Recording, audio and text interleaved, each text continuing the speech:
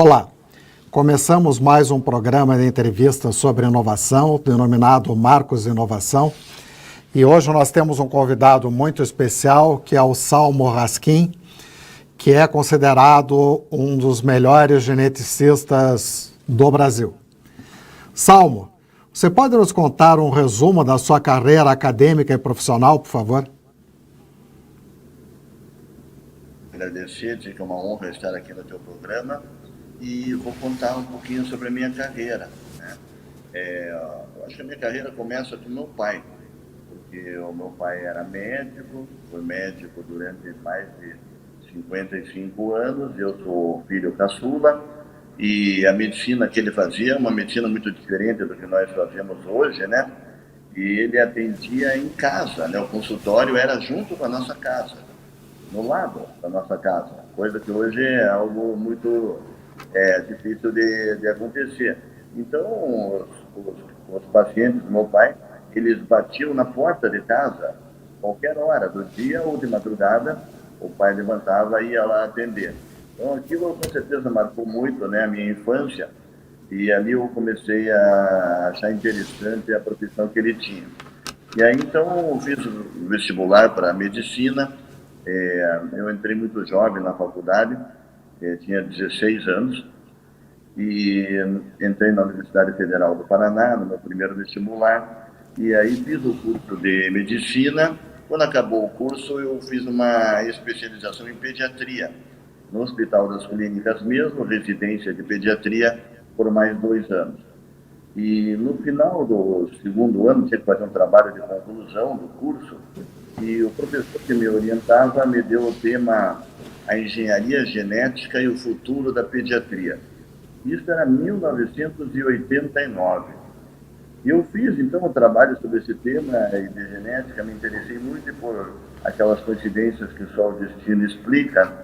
Esse professor, 2 meses depois, foi convidado para dar aulas nos Estados Unidos. E eu acabei minha residência médica 3 meses depois e perguntei para ele se ele conseguiria um lugar para mim aprender na prática aquilo que eu tinha feito no trabalho de conclusão de curso. E ele conseguiu para mim, então, um estágio na divisão de genética do Departamento de Pediatria da Universidade de Vanderbilt, em Nashville, nos Estados Unidos, e que era um grande serviço de genética médica como subespecialidade da pediatria. E aí lá fui eu. E fiquei 3 anos, então, nos Estados Unidos. É importante ressaltar uma coisa que é uma certa coincidência importante da minha vida, né? É que quando eu cheguei lá nos Estados Unidos, o meu chefe perguntou para mim se eu queria fazer parte do projeto Genoma Humano, porque o ano era então 1990 e a Universidade de Vanderbilt tinha sido convidada para fazer parte do projeto Genoma Humano. Eu mal sabia o que era o projeto Genoma Humano, mas achei que devia ser interessante e, obviamente, aceitei. Depois, com o passar dos meses, entendi que era o maior projeto científico de genética da história, da qual eu tive a oportunidade, então, pela coincidência do destino, de fazer parte como um dos primeiros brasileiros desde o primeiro momento. E então fiquei 3 anos lá nos Estados Unidos, nesse ambiente do projeto Genoma Humano. Depois retornei para Curitiba, onde eu nasci, onde eu sempre morei. E aqui, então, eu montei o meu laboratório e a minha clínica de genética. E aí comecei a trabalhar nessa área. Agora já está completando, então, 27 anos que eu trabalho na área de genética médica. Salmo, quando a gente vai numa consulta a um nutrólogo, ele sempre diz que dá para fazer um perfil genético e que aquilo vai te dizer o que você deve comer e o que você não deve comer. Isso procede ou não? Infelizmente, ainda não chegamos lá. Nós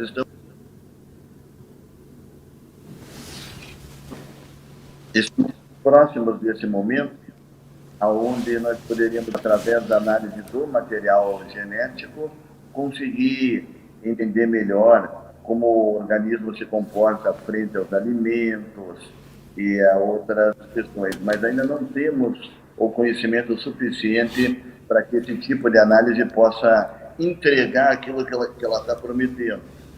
Mas, assim como na parte de medicamentos também, que estamos próximos do dia onde a gente vai poder fazer um teste genético numa pessoa e entender melhor que tipo de medicamento é adequado para ela. Mas ainda não chegamos lá. Salmo, o que é o aconselhamento genético e quais as situações que ele contempla? Boa parte do meu trabalho, do meu dia a dia, é fazendo o tal do aconselhamento genético, né? Que ele é, no fundo, para simplificar, a consulta ou as consultas do médico geneticista.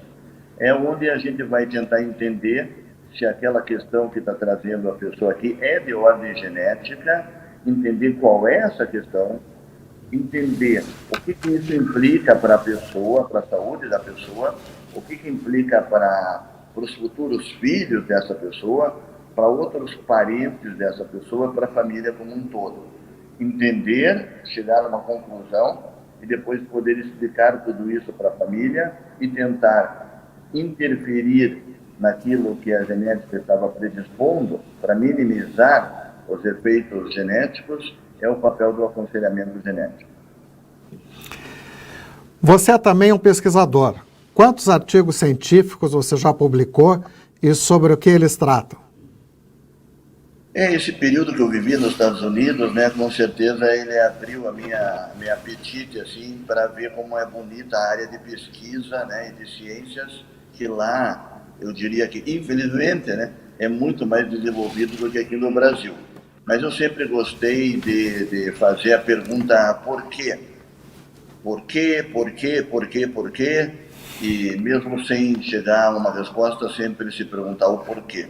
Então, isto algo que define a minha carreira científica. Eu já publiquei mais de 170 artigos científicos internacionalmente reconhecidos, como pesquisador do CNPq, e gosto muito realmente dessa parte científica.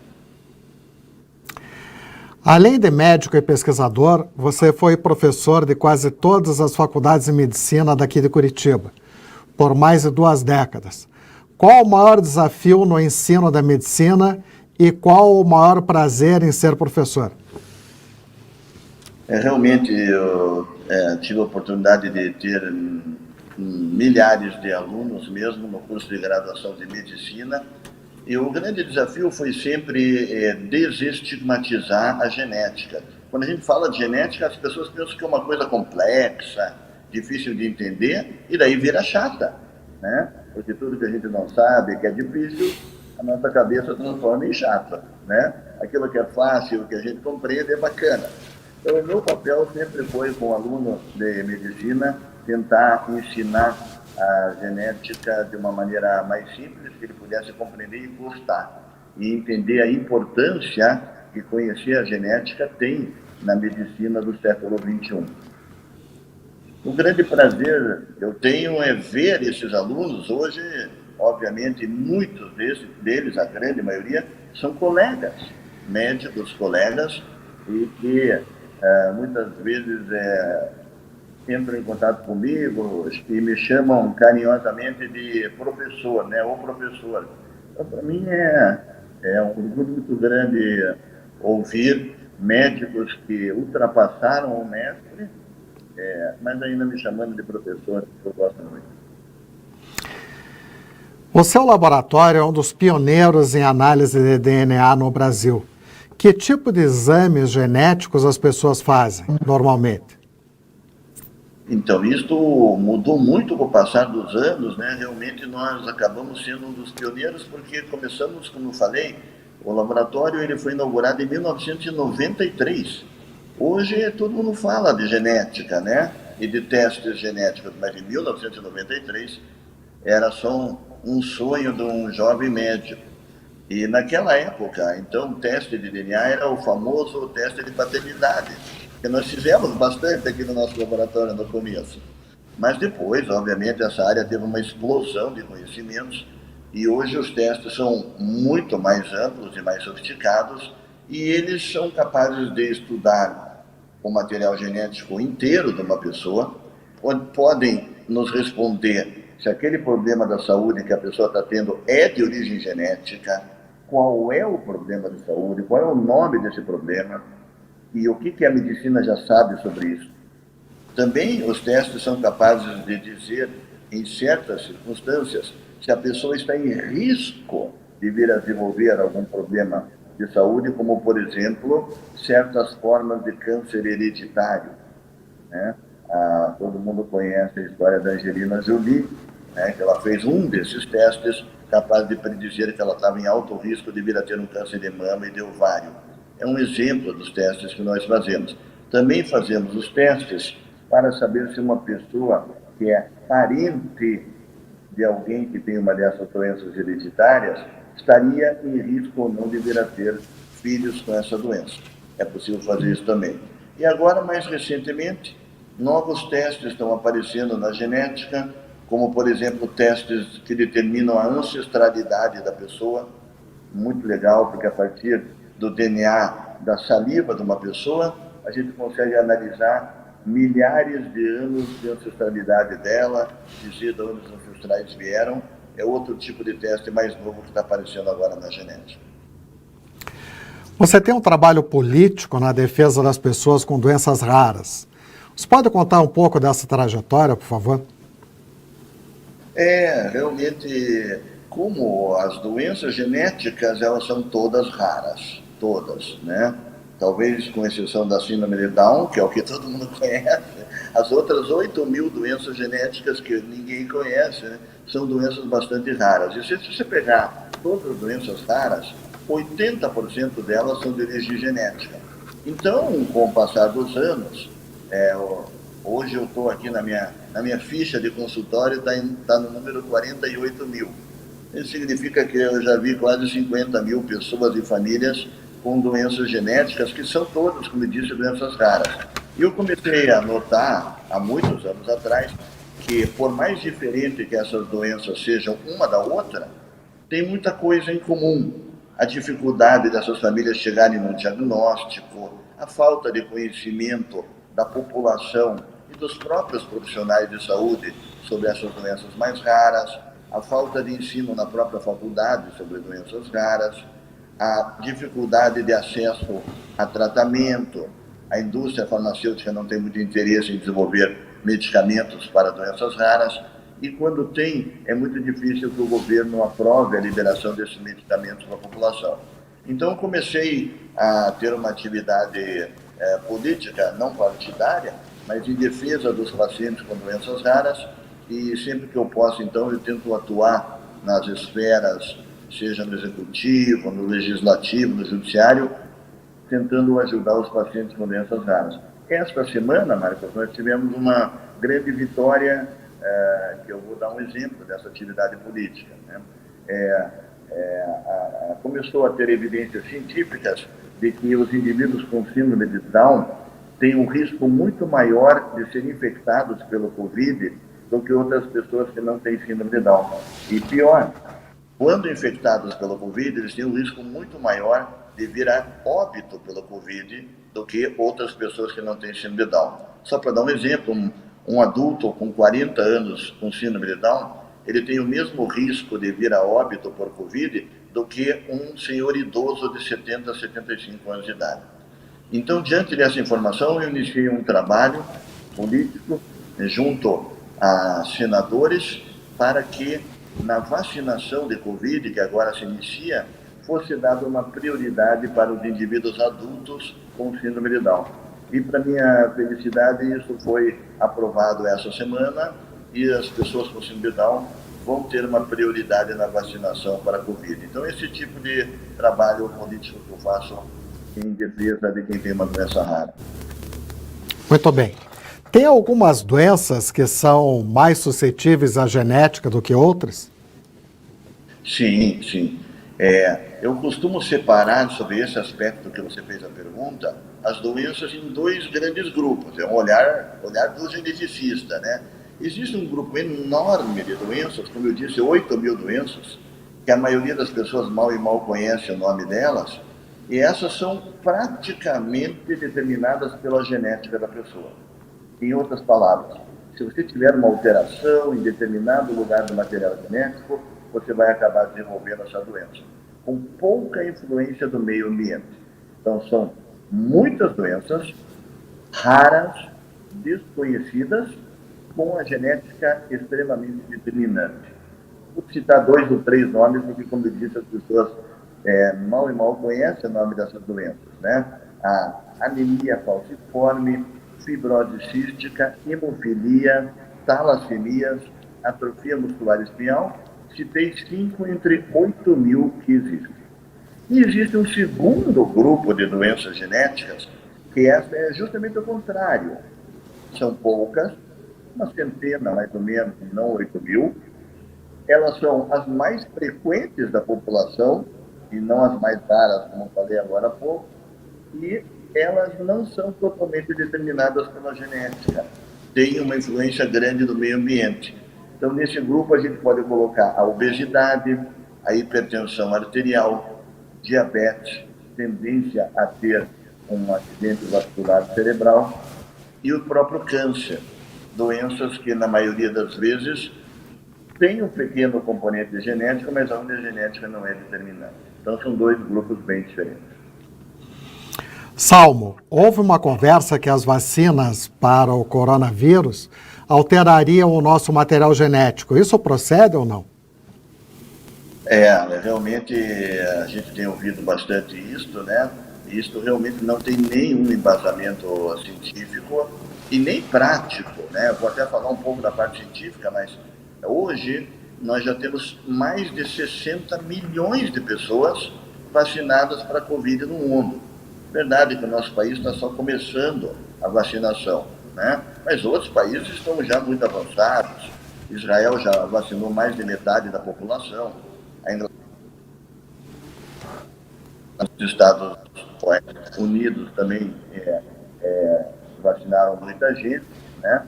E então, algumas pessoas que falam que têm um pouco de medo, um pouco de insegurança com a vacina e prefeririam esperar que outros se vacinassem antes. Eu entendo. Apenas eu digo para essas pessoas que não precisam mais esperar, porque 60 milhões de pessoas já se vacinaram, número bem grande, né? Essas vacinas, elas não alteram o material genético de forma alguma, não há como elas alterarem o material genético. A vacina que nós estamos recebendo nesse momento no Brasil, que é a Coronavac, é uma vacina de vírus morto, para o qual todos nós já recebemos inúmeras vacinas desse tipo e não alterou o nosso material genético. As vacinas mais modernas, de RNA mensageiro, sequer chegam ao núcleo da célula, onde está o nosso material genético. Então também não tem como elas alterarem. E as vacinas de vetores, que são as vacinas de DNA, como da Oxford, da AstraZeneca, elas vão até o núcleo, mas não se integram no material genético. E já existem outras vacinas com a mesma metodologia, que foram aplicadas, por exemplo, na África, para proteger do vírus Ebola, e não se conhece nenhum efeito adverso grave das vacinas.